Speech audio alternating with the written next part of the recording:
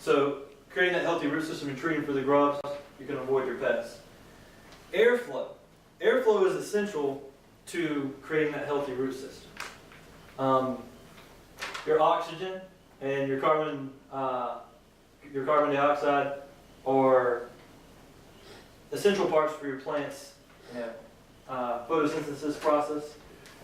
And if you can set up a system where you get good drainage through your media and you have your plants raised up in some fashion, you can create healthier roots.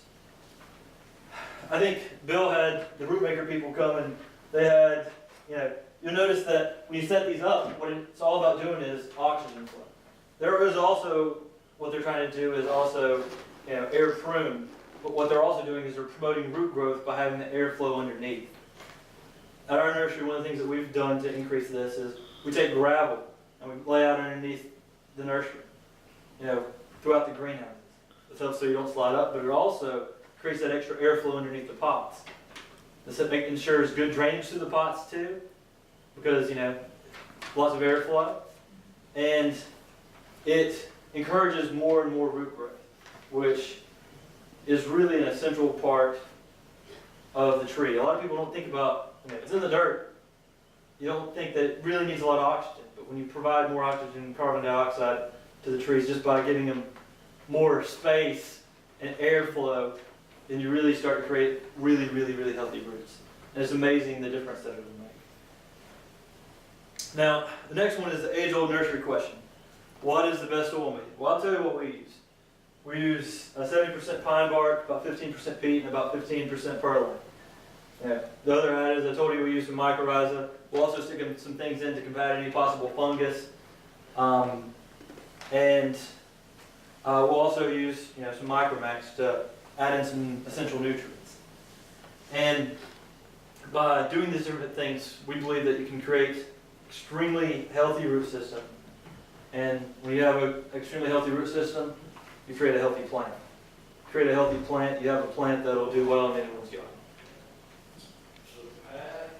Any questions?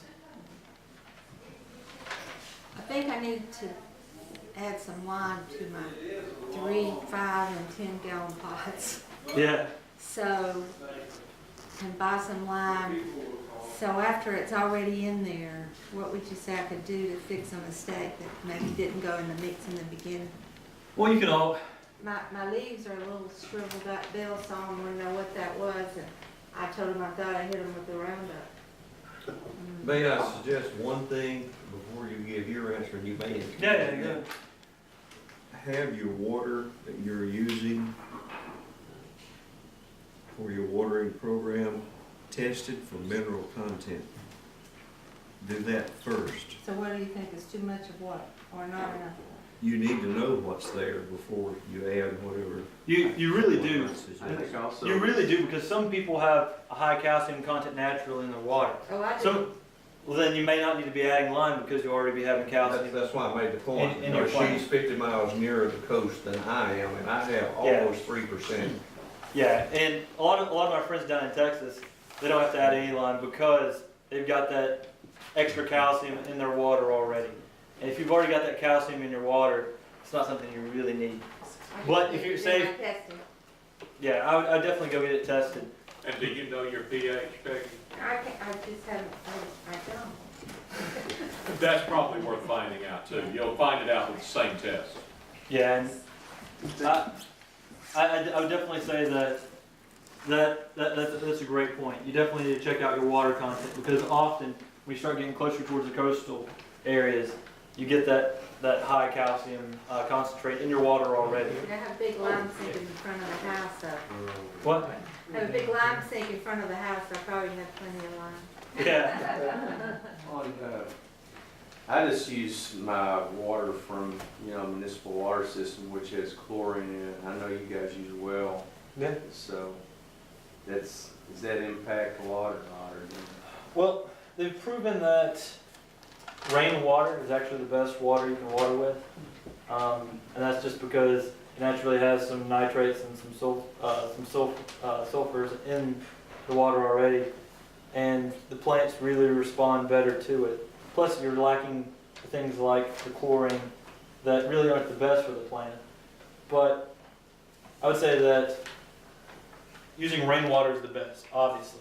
Using well water is probably secondary.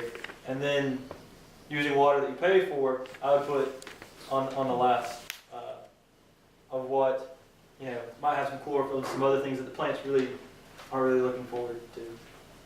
Any other questions on roots?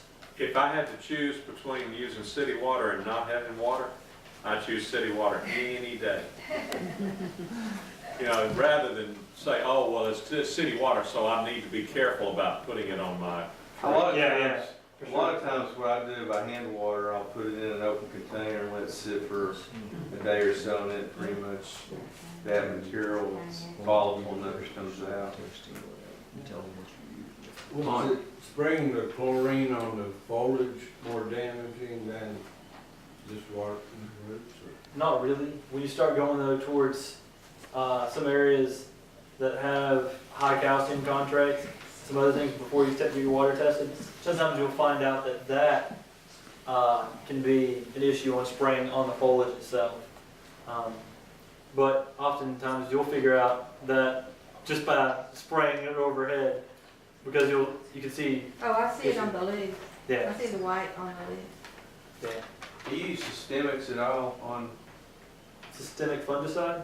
yeah, I would prefer not to use systemic fungicides, and that's just because a lot of these fungicides and different things, you don't really know what other things are going on. You don't know if they're affecting the size of your cambium. If you're affecting the size of your cambium or of your plant, you're affecting the long-term health of your plant. So always avoid using excess chemicals in the nursery where it's possible. Can I ask a stupid question? Because y'all know Japanese maples are not my gig. My gig's fruit. But Yeah. do y'all routinely spray water on your foliage? James says no. I say yes, overhead irrigation's what I use. Yeah. Okay. At our nursery, we use a lot of overhead irrigation. Okay. And so our plants, Certain species. yeah, yeah. We get, In and certain the species- reason I ask is that we get preached to in Master Gardener, do not spray water on your foliage. Well, Do not spray water on your foliage. So I'm gathering there's something special about Japanese maples. certain species like Pseudosubaldianum and some of the Japonicums, they actually have pubescent hairs on the stems themselves. And they actually prefer to have overhead watering systems. Okay. When it comes to palmatums, I'm not a huge, it really doesn't matter one way or the other to me. We often grow them, as I often say to people, we often grow them in ground outside. How's God watering? So, I think another thing about what they have is a lot of problems when you water and you have a lot of water on leaves, if you don't have air circulation to, get that water to evaporate off, then, if it sits there, it causes fungal issues. Right. Can I just say something about the systemics from a beekeeper's point of view? I mean, they're really beginning to think now that the reason this new vanishing hive syndrome is connected to the fact that just in the last few years, commercial growers are using a lot of systemic chemicals on their plants. Of course, that gets up into the flowers, and they track it back into the hive. And so, just from that point of view, you really shouldn't use. yeah, that's one of the reasons why we don't really use a lot of systemic fungicides, insecticides, any type that would, there's a lot more that can go on with adding a lot of chemicals to your plants. So when you can avoid using a lot of chemicals to your plants, we suggest it.